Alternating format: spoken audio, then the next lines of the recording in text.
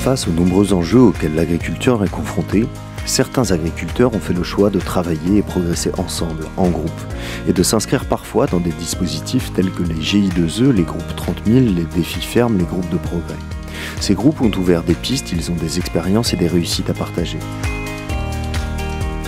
La série de podcasts, concrètement l'agroécologie, propose les témoignages d'agriculteurs des Pays de la Loire engagés dans ces projets.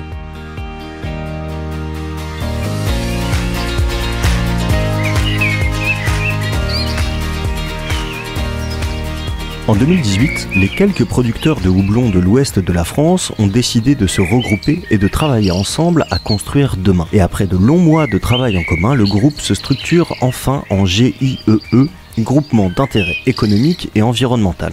Quels sont ses avantages, ses forces, et puis quelles réponses apporte-t-il ? Pour nous en parler et partager son expérience, nous avons rencontré Mathieu Cosson, houblonnier en Loire-Atlantique. Alors pour nous, producteurs, on est tous tout seuls dans nos fermes et l'idée c'était de se fédérer.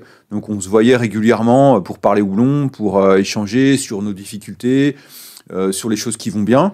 Et de fil en aiguille, on a rencontré donc à la Chambre d'agriculture Guillaume Calvignac, qui est notre animateur maintenant de groupe, et avec qui on a pu proposer des idées. On avait des besoins, on va dire, de faire avancer la filière, qui n'existe pas en fait dans l'Ouest. Donc on avait beaucoup de besoins, on avait beaucoup d'idées, mais on avait besoin que ça se fédère.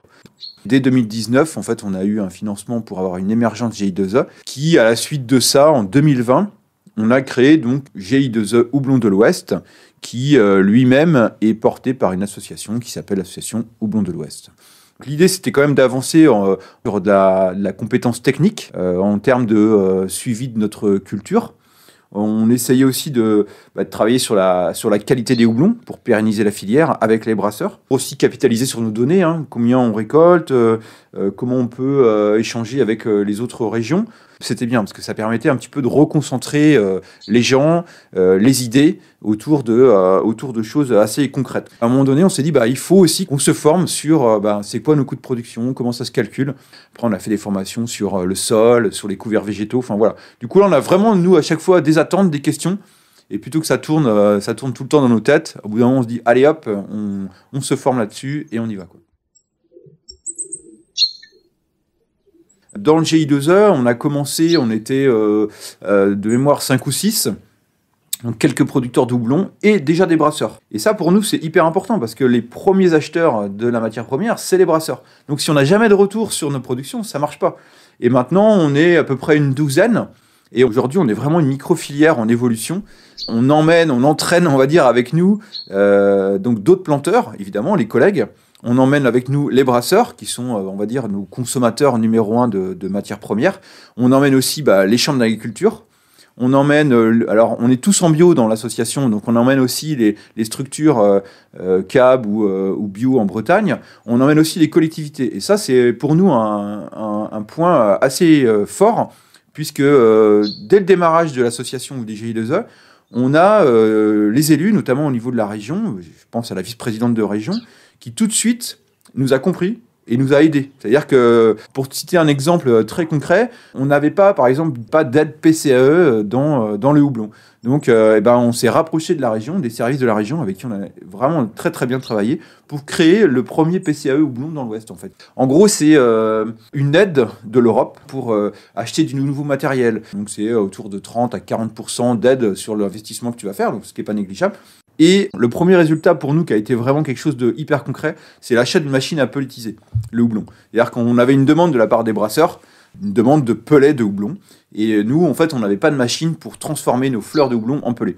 Donc du coup, on s'est mis à plusieurs, les membres du GI2E. On a aussi demandé aux brasseurs de participer financièrement à l'achat de cette machine. On a fait appel à la région Pays de la Loire qui nous a aussi donné un financement. Donc c'était un financement à 3. Et donc vu qu'on l'a acheté à plusieurs, c'est une machine qui est mobile. Et là, le fait de pouvoir acheter cette machine, ça a ouvert des portes hyper intéressantes en termes économiques et commerciaux auprès des brasseurs. Alors les projets d'avenir pour le GI2E, c'est maintenant tout de suite. Là. C'est-à-dire qu'on a répondu à un appel à projet de la région Pays de la Loire, avec toujours le réseau CAB et Chambre.